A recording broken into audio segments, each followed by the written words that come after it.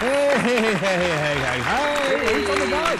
Oh, you're on the vine. I'm not on the vine. I'm feeling good. This is the F1 Show podcast. I'm the host of the most, Wayne, and this is the man in the pits, just outside the pits, so it looks a bit, with the tits. Yeah, bit rainy. Bit rainy. What pits is that, sir? It's the Canadian Grand Prix, the Gilles Villeneuve circuit. As you can see, it's rainy, wet. Bit rainy and wet, as we know it was at some point during the weekend. It was some point. First of all, let's get this news out of the goddamn way. Right. Okay, let's get the screen, and then we have to. First of all, I have to push a share button, and then this time let's get it right, okay? So I don't have to spend about 3 hours editing to get the best version. Let's do that, and now. Oh, that looks better. I can see that now. You can see that, can you? Yeah. Can you see? Hold on. Can you see this? Can you see that, sir? Yes. Okay, people, let's crack on with the latest news. This is F1. This is the F1 Show podcast news. When it works. What's going on here? After calls for more diversity to be visible in the sports, the FIA have responded with a new initiative to introduce tyre diversity from 2024. All teams will have to use a different shaped tyre once during the season. Suggestions are a triangular tyre, a Lego tyre, or a square tyre. The FIA said it's important to push diversity within the sport. The teams reported to be sceptical of the new scheme, except Mercedes, who have stated that this could finally solve their porpoising issues. Yeah? You get it? Yeah? Okay. Haas driver Kevin Magnussen has been in the news today, complaining after the race this weekend, stating that drivers' use of team radio to influence the FIA had gone too far. This coming after Esteban Ocon pointed out that his front wing was damaged after the opening lap, forcing the FIA to call him into the pits. Kevin stated that drivers may overuse the radio to hinder competitors. It's interesting, isn't it? Later, K-Mag was seen... You're spoiling the punchline. Later, K-Mag was seen in the steward's office complaining that he didn't receive his Domino's pizza that he ordered on lap 58. Do you get it? You used this, get it? Okay, in more news, during practice for last weekend's Canadian Grand Prix, Aston Martin driver Sebastian Vettel complained that something was loose around his feet. Sebastian pulled into the pits, and after closer inspection, it was discovered that it was none other than Nikita Mazepin. That's a laugh. That's a genuine laugh. A spokesman for Aston Martin stated that Nikita will do anything to get a race seat back. This isn't the first time this has happened, with reports that Nikita was also hiding in Hamilton's nose piercing during Monaco. Okay, that was a laugh. And finally, after the last two races saw the appearance of the rare black flag with orange disc, meaning pit and make repairs, the FIA have announced a range of new flags to be introduced next year. These include a pirate flag, all drivers to change, all team radio messages to end with the words "Yar" during the race. An LGBTQ alphabet people flag. All drivers to change pronouns before lap 37. And finally, the rare Amber Heard flag. All drivers to pit, sell all their belongings and run for the hills. Do you get it? No? Just a note that these flags won't be valid during wet weather. And that ends the news. Good timing. Look at that. That ends the new F1 Show podcast news this week. Perfect. I see you. I got a laugh for the Mazepin one. I got a laugh. Yeah, I like that. Yeah. I wasn't. I think that maybe wasn't that why Tsunoda crashed as well? What? He had something around his feet. Well, he Nikita Mazepin run across the pit lane. He dodged him. Nikita Mazepin, the secret assassin within the FIA. Let's stop sharing that. We don't want to see that. No one wants to see that. Okay. So should we get on with Pit talk. Have we got some notes? Have you got? I've got some notes about the Canadian Grand Prix, but just about the Grand Prix. So we'll stick to pit talk. So let's now have what? No. Bad race, and then we can talk generally and then get into the detail. Get into the muddy waters of this race. Okay, let's have pit talk.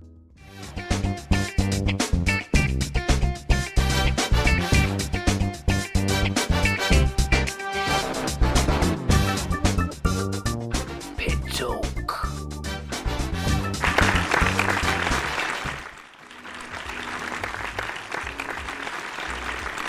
There we go. That's the pit talk animation. And let's wait for that extensive applause to die down. So, who should we go for first? Which team should we go for? Should we go for Williams? Williams, how did they do? I think, well, no, literally, how did they do? well, Albon was 13. Albon was 13th, Latifi was 16th out of 17 running cars. Yeah. So I think, you know, I was talking to somebody today that's connected with the Williams team. And oh, wow. Yeah, okay. Are we sensing an interview? Possible. It has been requested. Okay, yeah, go on. There's, you know, Latifi does have bad luck. He does have bad luck, but he's not cutting the mustard otherwise. So he's the new whipping boy, would you say? What? He's the new whipping boy. I wouldn't say he's a new whipping boy. He's just not producing the goods. He's rubbish, basically. It was all right when it was owned by the Williams family and they needed daddy's money, but they don't anymore. And on the same car, Alex Albon has done wonders. He's been in the mix at times. He's, you know, been in amongst it, and that's where they should be, you know. And you know, every now and then they should be able to. They need the points. These teams at the back, they need the 9ths and the 10ths, and especially to capitalise on other people's failures. Yeah. Got to be there, and you know, and Nicholas Latifi, go on. That with the addition that Oscar Piastri's management said that he'd be in Formula One in 2023. Oh dear. There was also talk that was either his last or this will be Latifi's last drive at Silverstone. Who said that?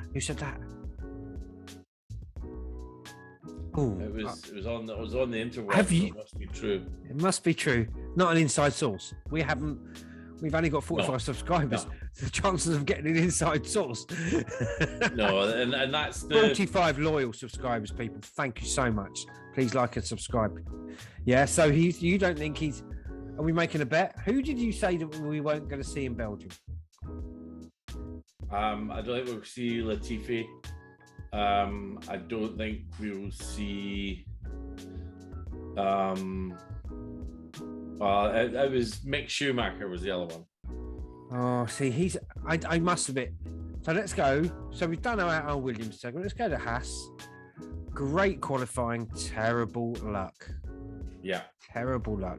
And it is luck this time, I think. Not... Do you think Magnussen should have been allowed to continue with the damage on his car? That's a tough question. Because of the whole Massa incident a few years ago. Yeah. And if you're hit, you're struck on the head.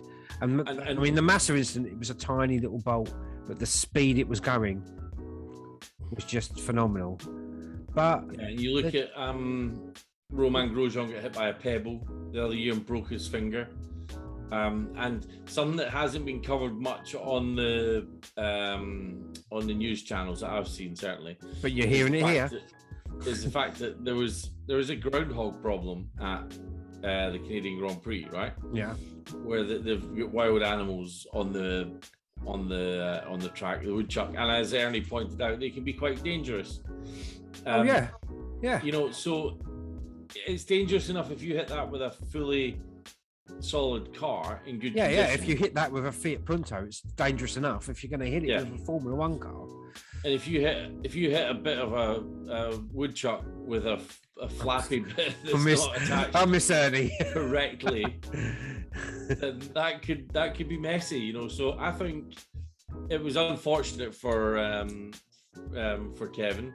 And I know that you like him. And I can't believe we're nearly. What gave you that idea? The music, no. He's beautiful. He's so beautiful. Okay, go on. I think they did the right thing, and I just think it's an absolute crying shame for them because they took the. He did say as well, but he did have a little bit of a dig. I think was it him? Someone else made a dig, saying, "Look, you know, they stopped." They put the race at Monaco because a bit of drizzle. Is this going too far? It's the whole slippery slope kind of argument that there's too much interference by middle management. Don't get me started. Right, I'm always going to say stuff like that. You know, there's always going to be cases for that, especially people that feel they're hard done by. And at every race, there's going to be somebody that feels hard done to.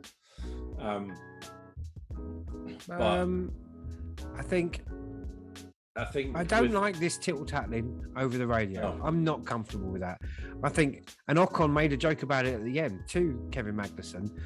And to be fair, contrary to my fake news report, Kevin Magnussen did say, well, fair play to him. He's just, you know, getting me out of the way to a certain extent because he was behind him. So I know if it hits me on the head. And Ocon made a bit of a joke about it, which is a bit naughty to complain it's about safety. And then say, well, if I say something on the radio, the FIA stewards will step in. So it was actually it was premeditated. If it was a genuine concern, that says to me it's not a genuine concern. See? Yeah, that says to me the FIA are listening. They're going to step in and do something rather than I'm worried that's going to come off and whack me on the head. Yeah, that's not fair. And I do think it is. They do drive around with damaged wings, and they usually do. If there's no performance issue, they will say, keep going. Yeah. And it was just a bit flappy. And I don't know.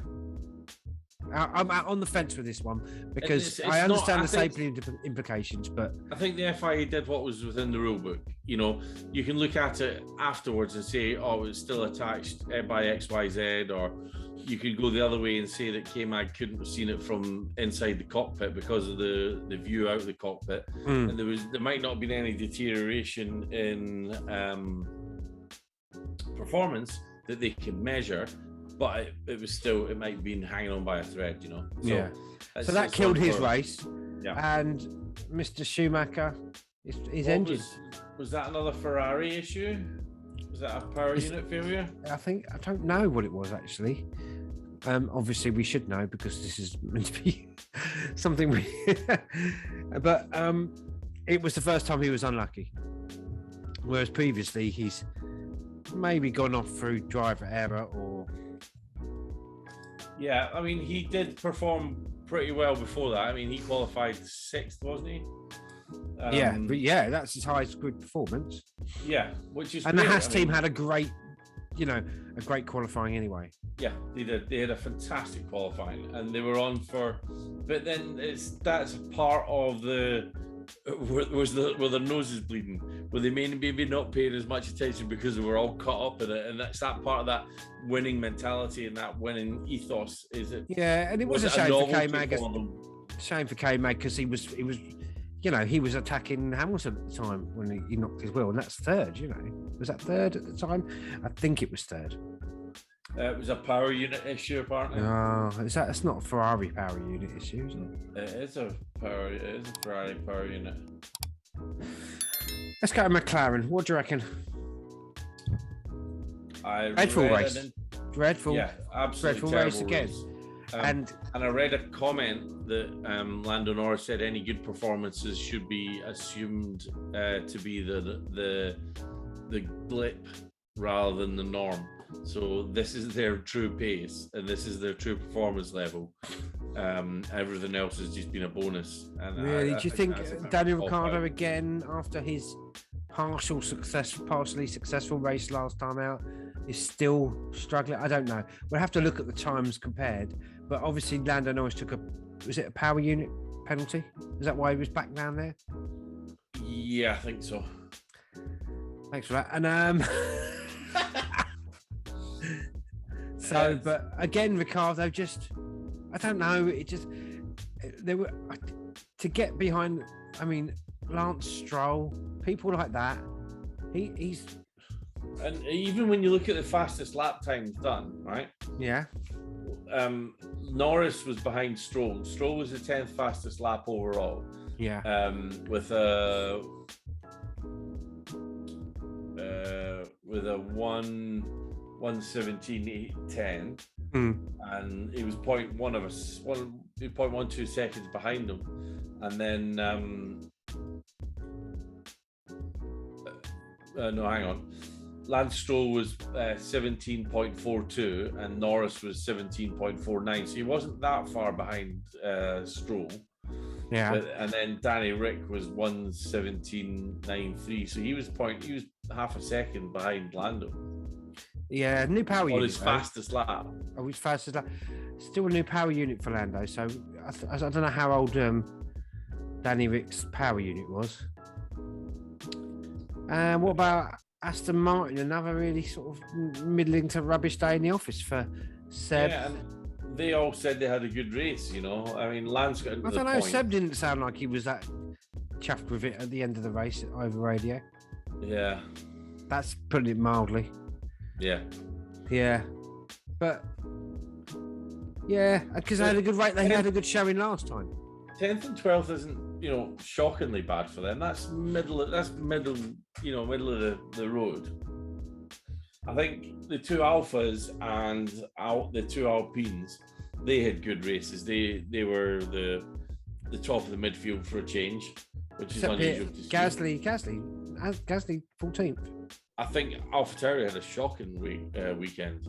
Oh, well, you said that two Alphas. How many Alphas is Alfa Romeo?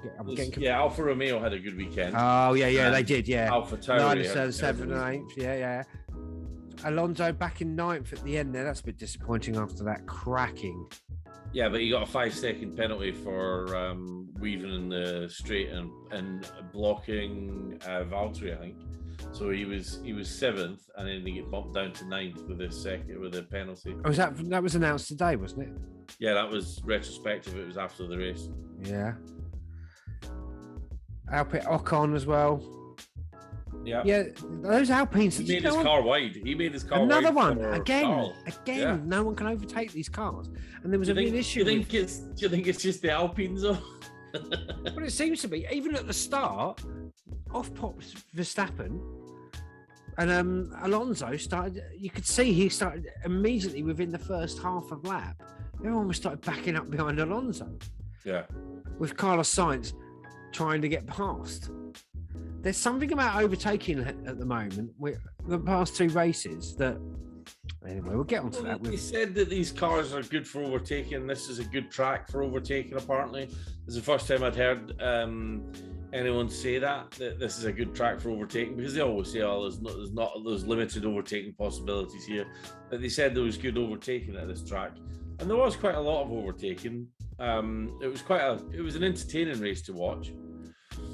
Yeah, I felt it was a disappointing end for me, because I felt like, well, let's get the other teams out of the way. Come on, right. Let's give the listeners what they've asked for, literally asked for. We had more feedback. No. I think the only question that was asked is why you fancy K-Mag. I mean, don't even get me started. You know what? Look at him. Okay, so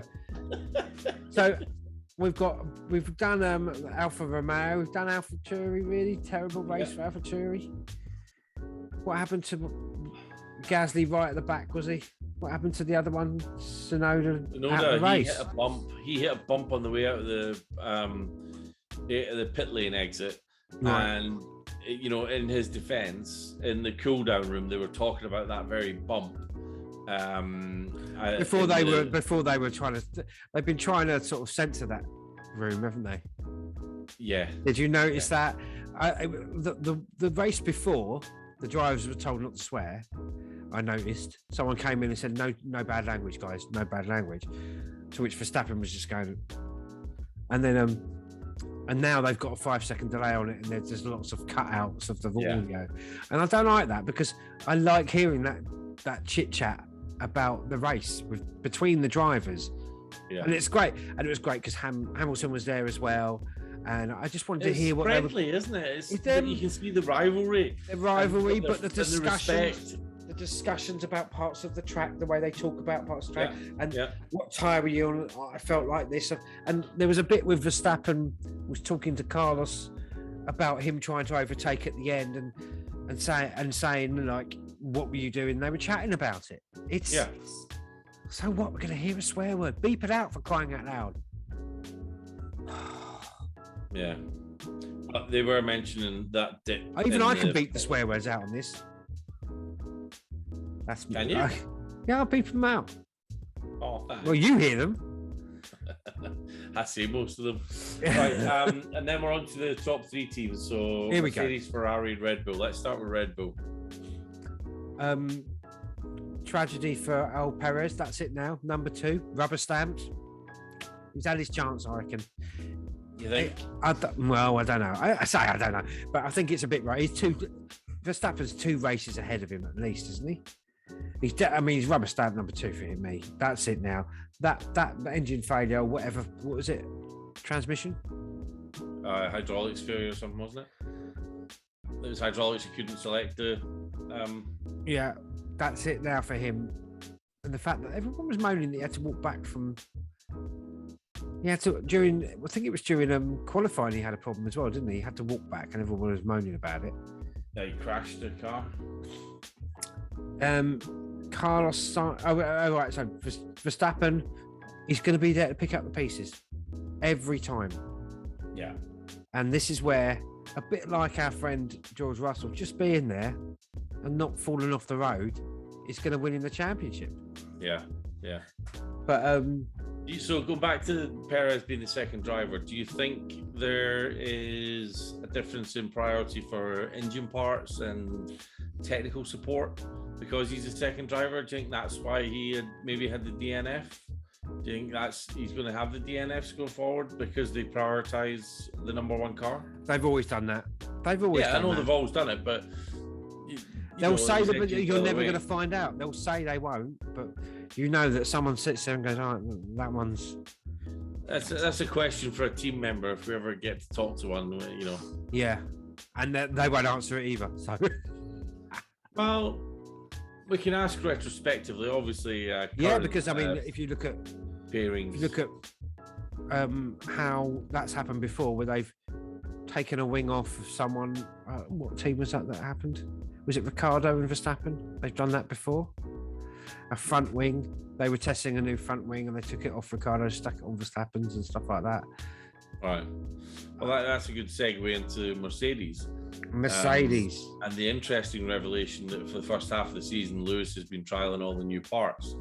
Yeah. And he said he's looking forward to George trialing them going forward.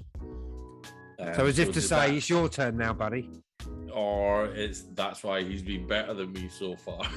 I don't know. I don't know. It was nice to see him genuinely happy. Yeah, it was. I thought it was great. I think his mindset, like we said previously, when he's opening this season, we said that he had to get his mindset back into like it was when he first started, and his mindset's there. To see how happy he was with his. He's having to fight now. Yeah. Yeah, he's having to fight. This is what probably enjoyed. He looked like he enjoyed that podium more than some of the podiums he had. He even said it in an interview. Not last year, the year before. He said, "This feels like a win to me. This feels like when I first started," and somehow they've solved the porpoising. Do you think, or is it just this track? No, that track, yes. Toto alluded to the fact that they found a smoking gun, a definite cause that when they removed it or they changed it, there was definite measurable change. And he said, right, now that we've done that, now we can develop the car to get faster. Yeah. Because that's what was holding them back. So, and finally, Ferrari. Just a terrible pit stop again. Another terrible pit stop. And I've said this a million times over text during the race, but why stick science on those tyres at the end? Why not just roll the dice and stick him on mediums? They had 20 laps to go. Stick him on mediums. Especially when the safety cars. You know, if you have a safety car stop within that tyre range, within that, you know, the wear range of a tyre, then you put them on the fastest option. I just couldn't understand after watching Leclerc struggle to get past Ocon with a car that is so much faster than Ocon's. Yes, the tyres are old, but come on, roll the dice a bit. As soon as I saw that as it was on the same day, on the same tyres, I thought, well, no, he's not going to get past. He's just not going to get past. You would think they'd playbook that, wouldn't you? You'd think that they'd have a strategy for, right, this, if we get a safety car within the last 15 to 10 laps, right, we know the tyres are good for 20 laps, then we whap them onto the fastest option, given the data or that just they gained over the weekend. Just doing a different thing. He was certain of the second place, so just doing a slightly different thing to the Red Bull. Just seeing that he's on hard tyres and not thinking, oh, they'll be worn. Think, well, they'll be worn and we'll get them on the mediums because they're a lot stickier on the track. I just could not understand what the hell they were thinking, sending him out on those tyres. And I think they genuinely thought, oh, yeah, this is easy. Well, it wasn't. I do think, though, from a race fan's point of view, that final 10 laps, after the safety car got in, the two of them fighting, everyone else fighting behind them, that was great to watch. It was great to watch, but it wasn't wheel to wheel, was it? It was just constantly watching. It was watching Carlos Sainz get close to the back of him, and on the straights, pull away. He'd pull away, and they just could not get wheel to wheel with him. That's what I found a little bit disappointing in the end, that there was no dives. No one was making a dive or getting their elbows out, as much as everybody likes to say that. It just felt like it gets to the point where it's waiting for Verstappen to have a wobble. If Verstappen had a wobble, he'd have had him. But I just thought, why? As soon as I saw same tyre, I thought, well, that's that then. I was a bit disappointed Hammy couldn't pull up to the back of him at the end. That'd have made it a good little fight. Yeah, and that's what they've got to, you know, this is, I think from the way they were speaking, that's their race one with a new car. Yeah. You know, this is the car that's getting developed from now on. Shut the window because there's a motorbike outside. But, yeah, it was, I thought, good teams. Red Bull, they've just got it together. They've got it together. Apart from the DNF. Apart from the DNF, but whenever they'll just wait until people. I did read a story that it was probably clickbait, and one of the kids kicked off in the middle of it, so I never got to finish it. That Honda are planning to come back into. I saw that. Yeah. Back into F1. Yeah. After ditching it, when did they ditch it? Well, for long enough for Red Bull to drop a whole load of money on an engine factory. Is it a team or is it just the engines? I don't know. I didn't get that far. Well, they did, that's what Jenson Button. That's what Mercedes was. Yeah. That turned into Brawn. That turned into Mercedes. Yeah. So I think that's the last time they were a team. It's like, God. Yeah. So that means other gossip that we've heard. The London GP, did you hear about this? This has been something that's been around for years, isn't it? It's never going to happen. Popped up again, though. Docklands with a multi-purpose sports complex with incorporating a racetrack that would be graded to Formula One level. and it would be available for use year round on different formulas, different. So it's not going to be on the not street circuit, a purpose-made circuit. Yeah, in London Docklands. Nah, never going to happen. Okay, all right. Never going to happen. Who's going to build that? What? Investment companies are, they keep rolling it out and they keep going. Oh, and they had that a few years ago. They had a demonstration with the Red Bulls going up and down Oxford Street a few years ago. They had the Formula E in Docklands. They went through the Excel Exhibition Centre. They went inside and outside. They went around. What speeds do they do? What's their top speeds? Is it just like milk floats?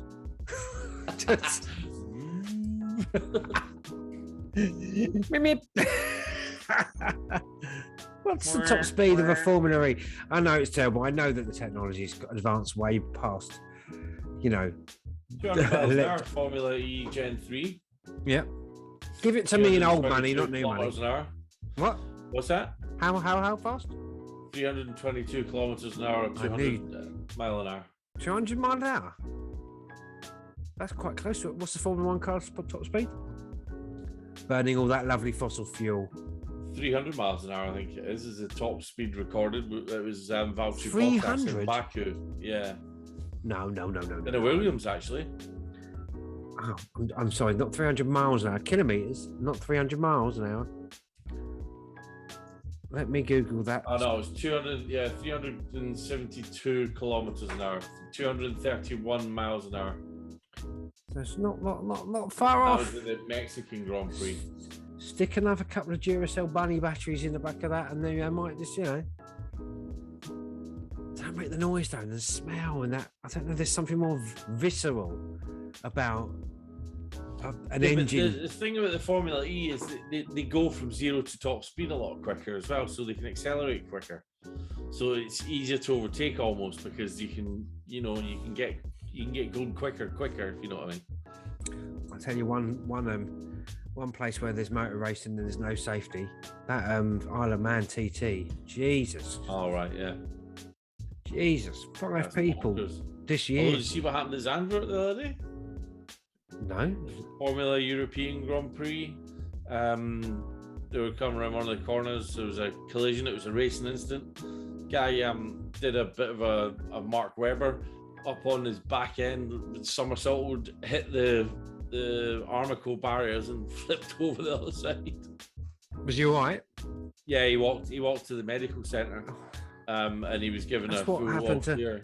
That's what happened to our old friend, poor old Gilles Villeneuve. Terrible tragedy that was. Did you ever see that? No. Have I not shown you the video of that? You don't want to see it. He rolled, but the seat come out with him in it. As it was, yeah, and he landed in the catch fencing. Wow. Very, very sad. Wow. Yeah, but he did the same thing, the flip, but the seat just boom, straight out, popped him out, and he was doing the same thing. Yeah, it just awful. And on that note, let's go to good race, bad race. We'll have a Murray first. Yeah, let's have a Murray first. Is he up? Is he up there? Where is he? That way? He's barnstorming. Oh, thank you, Murray. Our Lord Saviour, Murray Walker. There will be some more Murrayisms. I'm determined to get some out at some point. I've been watching some of his old races on F1 TV, and he does come out with some corkers. There was one he was, I'll try and get it recorded.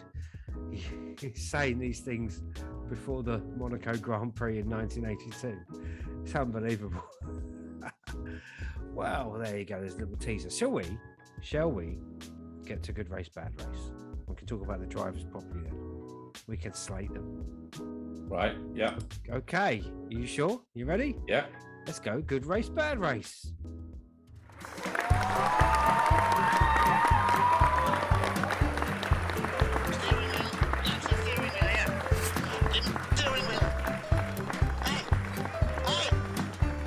Wheel. Somebody tell him to give it to me.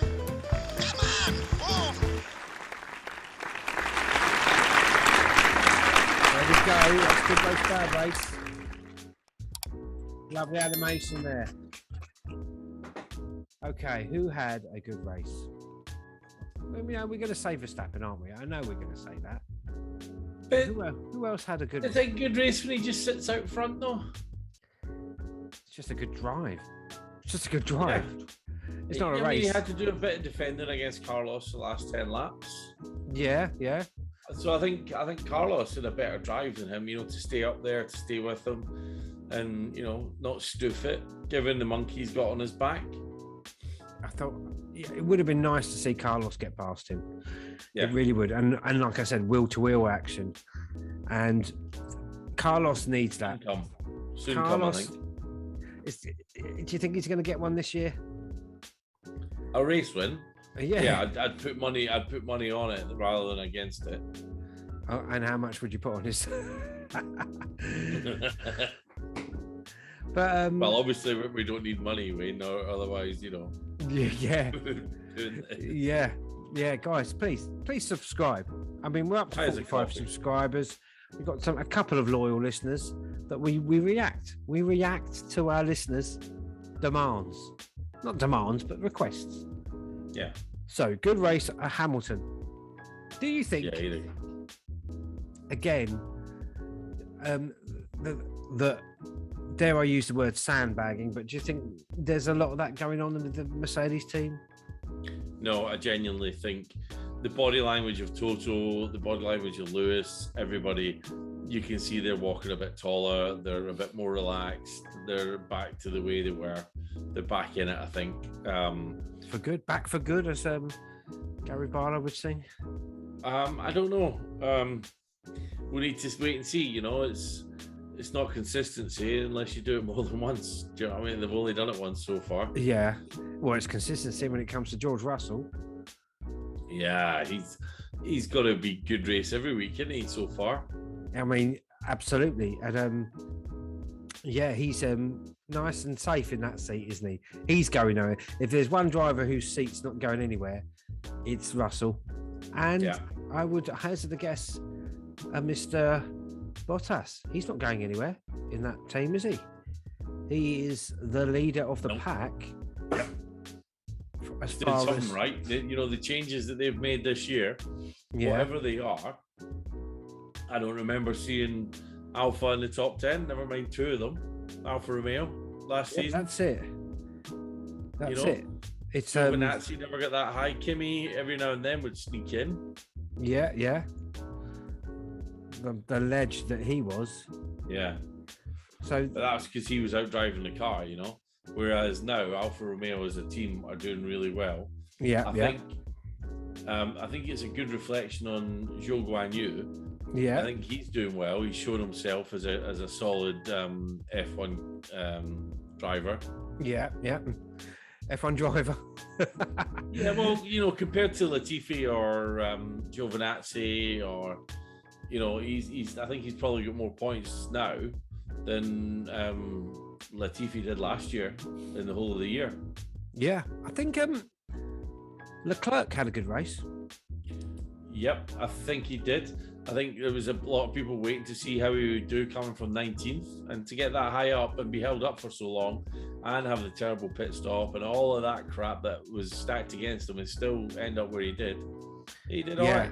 And it must have been quite enjoyable. He did say he enjoyed the second half of the race after getting past our old friend Ocon there. I think he had a good race, but Bottas now, for me, it feels like Bottas might get another bite of the cherry in the top. Do you see what I mean? Win, you think? And I mean another bite of the cherry, as in like Perez did. He was in a top team, then he was in. What were they called back then? The pink team. What were they called? Racing Point. Thank you. Top of the midfield. Up the midfield, and then he got lucky for a win, and he got another bite of the cherry in one of the big boys teams. I think Bottas, because I remember last year we were saying that Bottas's career is nearly over. I felt like that last year. His career's over because of his performance in the That was the prospect to go to last year's Alfa Romeo team. Yeah, but I mean, his whole mindset, I don't know. But now he's the number one in the team. He's shining. I thought he was going to shine. I think I might have said that. Yeah, me too. Me too. Always had faith in that man. You're lying to why you just yeah, me too. Just to follow up on my previous point, at the end of the season, Giovinazzi had 3 points. Guan Yu Zhou has Zhou Guan Yu has 5 points currently in the driver's standing. So that team is on the up. Good race. Who else had a good race? Ocon had a good race, didn't he? I suppose. I'm not a fan of Ocon. He's another one. I don't know. Just don't like his face. I think he's quite funny. Complete bigotry. I quite like him. I quite like him. There's something about him that just, I don't know. I'm not afraid to say that I'm bigoted. Is it because he's French, Wayne? No, it's not because of his nationality. How dare you? There's just something about him. I don't know. He feels like he's in the Lance Stroll kind of Latifi gang. Well, he's not. He got dropped. Yeah. And then he had to fight for his seat back with Renault. Yeah. And then he got it back. Mm-hmm. So he's not a paid driver, I don't think. Yeah, he's a bit in a middling kind of driver though, and he's one of those. No one ever says, "God, the overtake Ocon did." Do you know what I mean? Where like Pierre Gasly, he's in that same kind of situation, but you can see there's a bit more hunger for it. Under him, what would he be capable of? Yeah, there's a hunger for it, and I think the same is right with Ocon. I think Gasly has a history, and he's more. I think AlphaTauri are more camera savvy and PR savvy than Alpine. And I think that does Gasly's reputation and image quite a lot of good. Compared to Ocon, who just kind of plods along. You don't really see him that much. He doesn't really make quips. He doesn't. I mean, the videos that UK and Gasly do are fantastic. Their social media on AlphaTauri, they win. Really? I've never looked at their social media. I'm not. Have you not? It's quite entertaining. They do some quite clever stuff. Yeah. What about Lance Stroll? Did he? Oh, he's on a shaky peg. He might have been the other one we were saying we might not see. But then it's Daddy's house. You know what I mean? So they've made some more upper level changes at Aston Martin. Sorry. Yeah. Now we see in the last of Mr. Vettel, the legend. Do you think this is it for him this year? Not through his own choice. I don't know. Feels like he had a great race last time out, and then this one, it just felt. I don't know. It's the guy's heart's in it. He's got 13 points compared to Lance Stroll's 3. So he's outperforming Lance, right? Yeah. So that says that his limitation is the car. Yeah. I'd love to see him in a top team again. Winning races. Well, like Ferrari. Like Ferrari, yeah.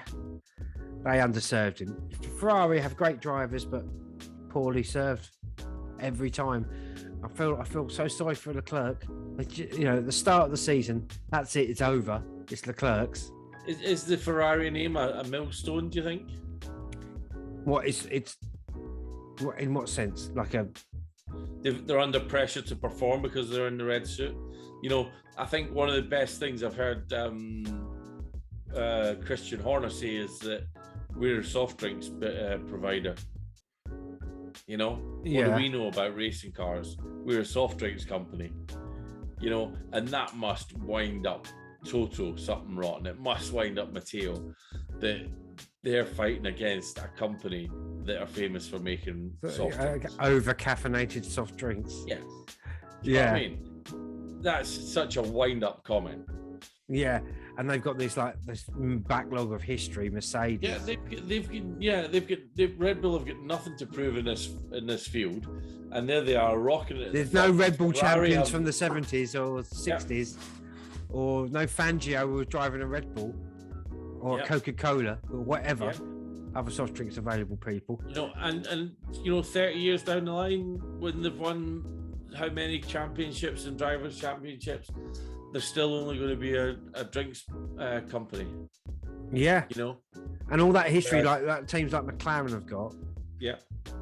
And it's the name, isn't it? It's the name. Albon, did he have a good race? No, he's I don't know. I think he did. Oh, you like Albon, don't you? Him and those cats. He's a weird man. He seems quite nice. He seems quite nice. I mean, I saw him, I think it was on Ted's Notebook, I think, and he seems quite a happy chappy though, doesn't he? Always smiling. He's got a future in punditry. Yeah, always smiling, just a young lad smiling from ear to ear, enjoying life. Enjoying life. In fact, I do warm to Albon more than I warm to Norris. Oh, yeah? Yeah, there's something a little bit entitled about Norris, and I think we saw it come through in that last race. He comes from a very wealthy family. His dad's a little bit second smug, richest in Bath or something. Tiny bit smug. And I don't know. Yeah. Who else had a good race? Again, Ricciardo.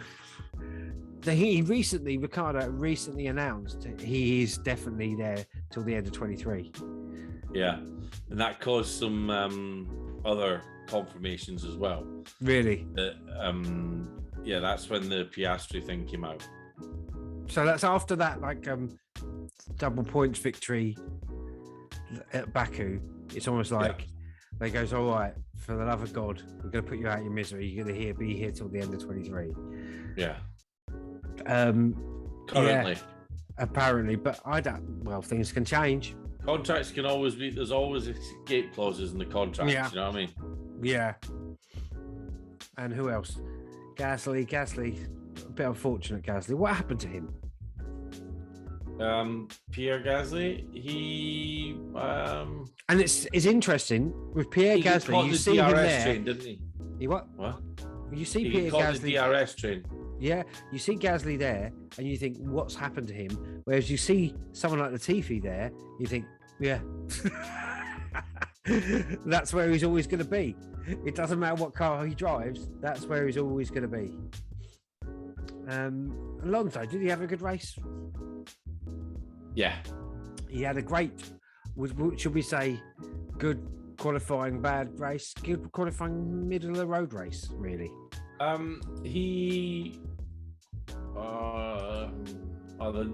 will get the penalised points. I mean, he finished 5th, I think, and then there was a 5-second penalty. Yeah, 5 seconds would take him to 5th. No, 6th. 7th. Yeah, he finished 7th, so that's a good race. To go from 2nd down to 5th in a top of the midfield team car. Yeah, I just was so gutted he didn't have a little pop at Verstappen at the start. That could have really thrown things. He knew who his race was against. He said that he would do it in the first 100 yards, up to the first corner, and then he knew where his race was. If he'd have got a good start, that would have really put the whole spanner in the works. It's that Verstappen aced his start, and sometimes he doesn't, Verstappen. And he aced his start, and if he'd have got in front of Verstappen and backed them all up, because he knows how to make that car about 7 foot wide or whatever. Yeah. And that would have been interesting then. Then we would have seen a lot more wheel-to-wheel action between the likes of Hamilton, Sainz and Verstappen. But he didn't. So yeah. And Sainz had a good race. But I'm sure he'll be disappointed. He needs that win. That guy needs to win, just to get it out of the way. And I think that'll give him more confidence. Russell, yeah, I'd say Russell, good race. Yeah. Probably would have What did you think of his decision during quali to go for the slicks? Yeah, it's worth it, isn't it? It's always worth a gamble. I think Jenson Button was talking about that. And Jensen Button could talk about that from his famous race in 2011, where he went on slicks, and the first lap he did in the race on slicks, because the weather in qualifying was exactly like it was, well, not as bad actually, but like it was in 2011, and Button chose to go on slicks, and the first lap was dreadful. He was off all over the show, and then the next lap they hooked up. So it was just like the difference between the track drying for one lap. Yeah. It depends when you're making that call. You got a driver that's just like, do you know what? Fuck it. I can see dry lines here. Yeah. I can see dry lines there. Why don't I just go for it? And it was a do or die, wasn't it? It could have been a pole lap, on a slicks if it was the right time. So yeah, I like that. And I like it as well. Yeah. Makes it interesting. Leclerc again, good race, but yeah, like I said, underserved by the team. Yeah, that's a shame. How long is he going to put up with it, do you think? Oh, I don't know. Would he jump to Mercedes, do you think? I don't know, because Mercedes still a young driver, isn't he? He's a young lad, isn't he?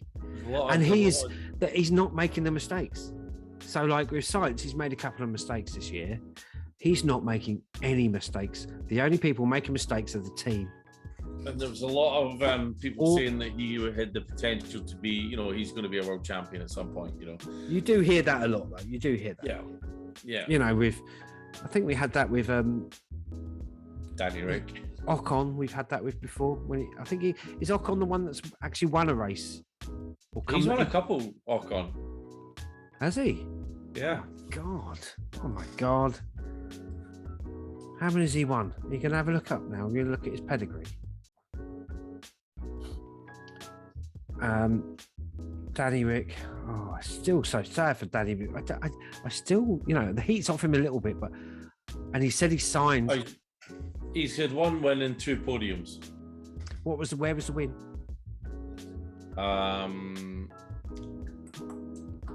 First one was Hungarian Grand Prix. And where was the 2 podiums?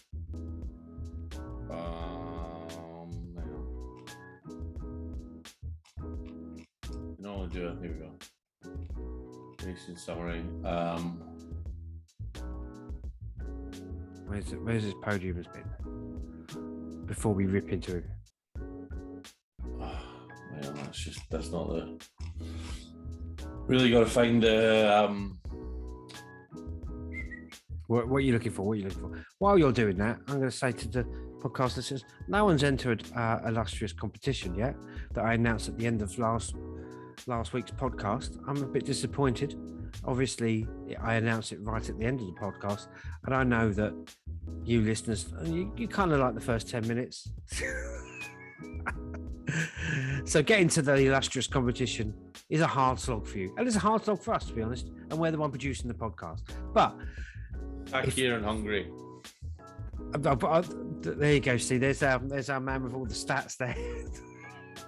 20 minutes later. Alfa Romeo's Chinese driver, which I can't pronounce. Wan Yu Zhou. Wan Yu Zhou. Call him Joe. Just call him Joe. Joe. Hey, Joe. Yeah. He had a good race. Yeah, he's in it. He's behind his own best buddy and his mentor. Yeah. Valtteri Bottas. I'm quite close behind as well, 0.7 of a second, something like that. Yeah, he's close here. Yeah, something like that. Yeah, something like that. I've got the number in front of me, but I'm not doing the math. No, I've heard you're not very good with maths. I've heard that as well. So I think we've pretty much done good race, bad race. We did a lot of it in pit talk. Shall we go to predictions? Yeah. Let's get this done. See how you've doctored the scores this week. Hey, did you go check? I did not doctor those scores. Yeah. Okay, let's have. Tell it to the pigeons, buddy. Yeah. Let's have predictions.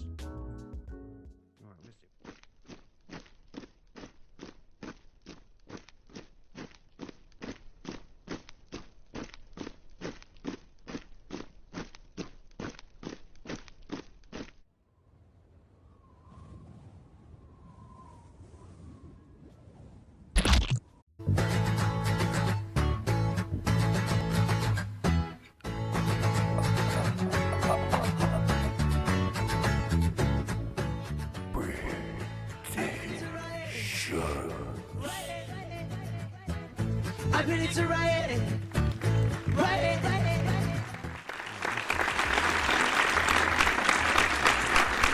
Okay, there's a lovely predictions animation there. Took a long time to do that, guys. I hope you appreciate that. Okay. So let's get these predictions up here and do the totaling up of the scores for this week. Let's click on here. And while I'm clicking on here, guys, I just want to remind you that I'll be at the Goodwood Festival at the Speed this Sunday. And if anybody wants to come up and say something, say anything, anybody recognises me. I'm really hoping for that, aren't I? That'll be it. That'll make my day. Why don't you pick a place and a time, and we can put it on Instagram and Facebook and tell people where you're going to be. And if they want to come along, and they can get a flyer and maybe you can sign it.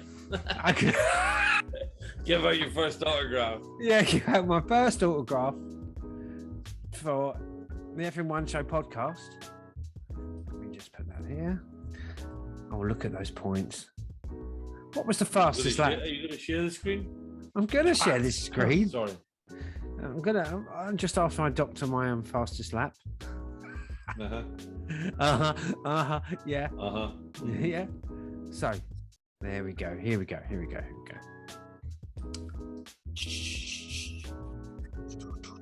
There's this button here, isn't there? That's it. Let's just pull that up here. Here we are. Let's get the little pen here. Where is it? So here we go. Okay. Who's doing their scores first? Oh, look, Brendan, you got a win here. Oh my word.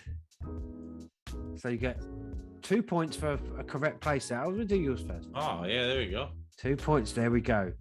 Nothing for Leclerc. Right, are you doing the poll and the fastest point? No, we'll do that at the end. You can find the information. 1 point for Russell. Yeah. Nothing for Perez. You get a point for Sainz. You get a point for Hammy. Oh, crikey. Yeah. That's a point. We'll call that a point. Norris, he didn't make it in the top 10. Nothing. Vettel, nothing. Ricardo, you're dreaming. Although I'm saying that. Lance Stroll, where'd he come? 10th. 10th? Yep. You jammy git. Dos, por favor, amigo. Okay. Pole lap. Who got pole? Leclerc? Nothing. Yeah. Pole was Leclerc. And Perez fastest lap? No. Nope. Sainz fastest lap. Neither of us got that. Right, so the lap time,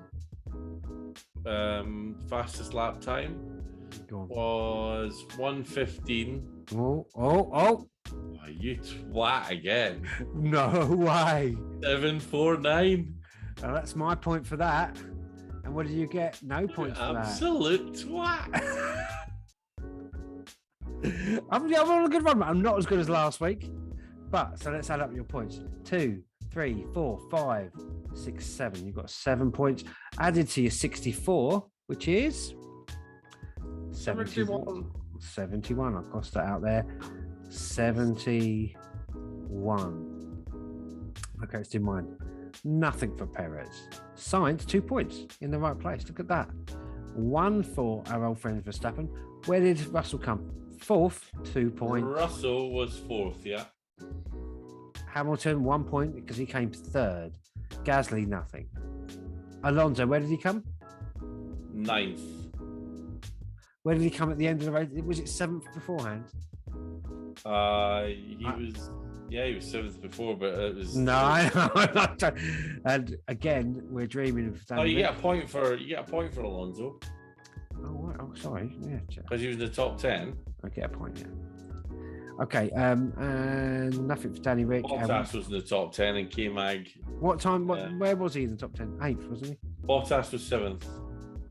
All right, so that's 1 point. So I get 2, 4, 5, 6, 7, 8, 9. Again, cruising ahead. I get 9. You got how much? 7, didn't you? 9. So that's 84 points. It's not looking good for you this season. I'm telling you that now. I might just getting my first win for years, actually. Guys, on the podcast, I've been doing these predictions with someone else, but with Brendan for a year. Has it been a year? You did last year? 2 years. Our second season. This is our second season, but I've been doing this with another friend of ours since 2004, something like that. Never won it. Now he's dropped out. Our old friend Jack has dropped out, and I'm on the verge of my first victory. Yeah, and last season I missed the first 3 races or 4 races or something with the predictions, and I was still breathing down your neck by the end of it. Yeah, it was a rookie season, rookie luck. Right, okay, that's what I'm saying. Second album's always the hardest, is it? It is, yeah, it is. So we'll do our predictions for the race next week. So just be mindful that, again, I'm very close to that fastest lap. And that really ends predictions. We're going to talk a little bit about this TT race. I want to talk about that because all the noise around safety, let's just stop sharing that screen. All the noise around safety in Formula One. And as we were saying earlier, this TT race is pretty lethal, isn't it? For those of you who don't know what the TT race is. Oh, yeah, sorry. The Isle of Mann is a small island in between Ireland and the United Kingdom.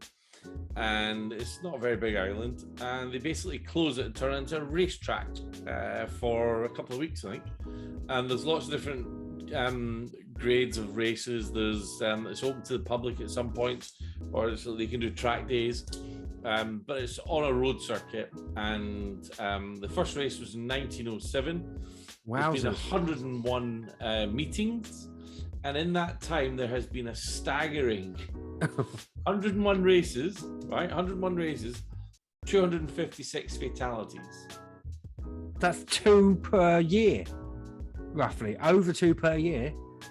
Yeah. And when you look at the track, when you see them go around the track, they're just like skimming walls. And let's just have a look at it. There is video games available of it, and there's a lot of video footage on YouTube. If you want to YouTube it and watch that, it is pretty hair-raising stuff. Yeah, I mean, because there's dry stone walls. There's just solid walls down either side of it. Yeah. And the ropey parts, there's a couple of hay bales. There's no Armco barriers or any of that sort of stuff. Let's I'm just gonna see if I can get. We're going to put up the picture of the track, and this always reminds me of. Oh, these are posters. I could buy a poster of it if I wanted. It kind of reminds me of the Nuremberg circuit. Because I mean, how many corners do you have to memorize? I mean, all right. So TT stands for Tourist Trophy. So it's open to all comers. Basically, it's not regulated by a motorsports body. Yeah. So there you go. I'm just going to get this up for our viewers. I wanted to. Did I download that? Let's save it there. Let's save it there. Let me just save there, and now we can put it on a shared screen here. So it's time trials rather than a proper wheel-to-wheel race. Oh, so it's the most pixelated picture ever there. Start to finish. What? I got the most pixelated picture. Let me just try and find a bigger picture. I want people to see more. Come on. Just how many corners? I mean, how would you memorize the track? When you look at something like Nuremberg Ring, it was that was like 14 miles, you know, and I'm just gonna get this blooming picture here we go. Let's click on that. Sorry about this wait, podcast listeners, all one of you that are still here. I'm going to get this on the screen here. Here we go. Let's do this. Let's put this over here. Let's put this. So while Wayne's doing that, share screen. The lap record is where's it doesn't tell you the distance. But the lap record is 16 minutes, 42 seconds. Just from one lap? An average speed of 135 miles an hour around that. It's just, and look at some of the corners, bungalow. And I suppose that's where you're going to work out where your braking points are, if anything, isn't it? You're going to go, right, the bungalow. And I just imagine living in one of those houses that week. How are you going to cross the road to get bread for a start? You're stuck in your house, aren't you? You're stuck in your house. Yeah, pretty much. For the duration of a race, if you're staying there. And they do sidecar as well as yeah, that was what the tragic situation with a father and son that died, who were sidecar racers. Wow. Yeah. Kate's Cottage, Keppelgate, Craig Mabar, very Gaelic. Bottom of Barragroa, Birkins Bend. I suppose some of these are named after. I mean, you buying a house on that track, you know, the chances of someone's head being stoved in on your front wall, you know. Yeah, I'm trying to figure out where what the distance of the track is. And you can't. Have you not just typed that in? Oh, hold on. Let's do that again. Let's go back. It says TT course milestone, commentary point. 37.73 miles. For a lap. So I suppose, because look, we've got kilometers. on here we've got 1, 2, 3, they're milestones. 37, yeah. The Nook, Signpost Corner, Sarah's Cottage. Don't it changes names when it changes the owner. Yeah. Do you think so? Or is it named after dead race car drivers? Mayhill, Sulby Bridge, Sulby Strait. But so the safety regulators, who's in charge of that? This is what I was trying to get. It's like the local council, basically. So just a couple of St John's ambulance crew. Well, in their defence this year, they've hired more marshals than ever before. It's run by they've doubled it, 2. It's run by the Isle of Man TT committee, and it is for well, hang on, where are we? It's a tourist trophy, so I think it's non-professional riders that go and do it, rather than part of the FIA's official motorsports calendar. Yeah, 2 a year. Has it ever been a year when no one's died? Can you find that out with your extensive knowledge? Go through the books right now. Don't use Google. That's not covered in my textbook. It's not covered in mine either. My little Formula One book here. I've got a couple of James Hunt books here I need to get through for the next time I see our old friend Ernie, who will be back. I promise you. Yeah, how's he doing? I'm gonna message him this week to see if he got his technical issues sorted out. Right. And then he'll be back on the podcast. It'd be great to have that guy back. We could talk about these flags and that black and orange flag, which I know existed. I've known of it, but twice in 2 races after never being heard of. I mean, so I'm just scrolling through the number of fatalities. 1, 2, 3, 4, 5 in 1961. Jesus. 1, 2, 3, 4, 5, 6 in 62. Oh, so they must have had the odd race without it. Yeah, there's been a few races without them. 69 was another 4. 70 there was 6. Jeez Louise. I mean, this is the kind of stuff that our friend Jackie Stewart, kind of stopped racing for it. Actually, poor old Jackie Stewart decided to pack it in when he lost old Francois Savet in 73, I think it was. 1989, there was 8 fatalities. And so it's almost like it doesn't matter how technology advances. 91, there was 6. If you drive so close to Yes. Sarah's cottage wall, you've had it, haven't you? I wonder how many 6 in reeds. 97. Wow. What? 6 in 97, 6 in 98. I thought the numbers would be petering off towards modern times. Just 2005, 1, 2, 3, 4, 5, 6, 7, 8, 9. 9 in 2005. and people talk endlessly about safety on Formula One, and this 6 in 2011. Jesus. And the fastest lap is it's a There's been 5 in 2022 already. yeah, that was this year 5. That's quite a low number for them. They're probably thinking, great year. Right, so there was 2 sidecars. Right, that's going to add up as well, sidecars. Yeah, you're wiping 2 of them out at once, aren't you? Obviously. Oh, Bradley and Roger Stockton. May they rest in peace. God love them. Yeah. Wow. But they died what they did doing love the best. You Yeah. know? Yeah, you could. If they were going to go, they might have talked about that. I mean, you must talk about that, or not. Yeah. Maybe right.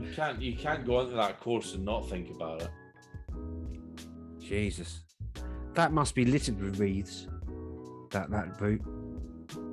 And on that depressing note, let's end the podcast. So wow, I really brought everybody down here. This is meant to be comedy. Okay. Yeah. Okay, guys.